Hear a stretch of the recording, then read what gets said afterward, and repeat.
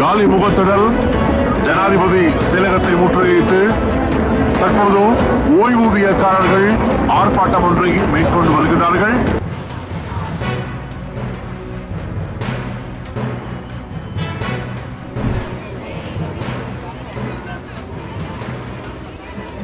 ஆர்ப்பாட்டத்தின் பிரதான நோக்கம் என்ன, இவர்களுடைய கோரிக்கை என்ன என்பதை தற்பொழுது நாங்கள் இவர்களிடம் கேட்டு தெரிந்து கொள்ளலாம்.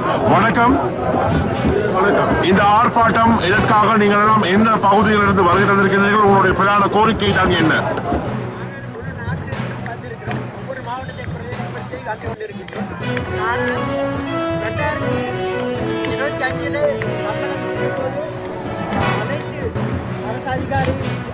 அதிகாரிகளுக்கு அரசு அலுவலர்களுக்கு சம்பளம் கூட்டப்பட்டது.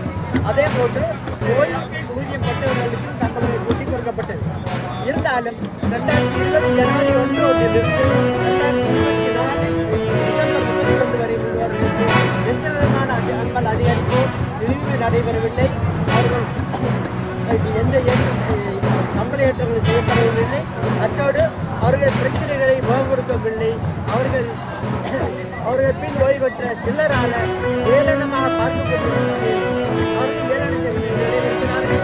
இவர்கள் பெரும்பாலும் ஓய்வு பெற்ற நோயாளிகள், பிரச்சனைகள், அதிகமான தேவைகள், இவர்கள் வீட்டு பிரச்சனைகள், பிள்ளைகள் கல்வி பிரச்சனைகள், அதேபோன்று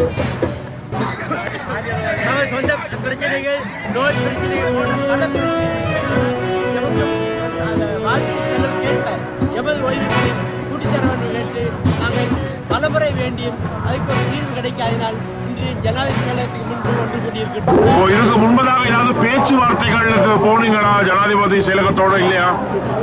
இது போன்ற ஒரு ஆர்ப்பாட்டம்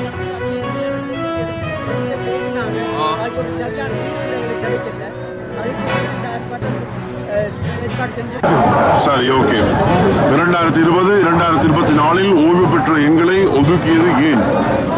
இந்த அரசாங்கம் ஒதுக்கியதாக கருதி ஆர்ப்பாட்டம் மேற்கொள்ளப்படுகின்றது.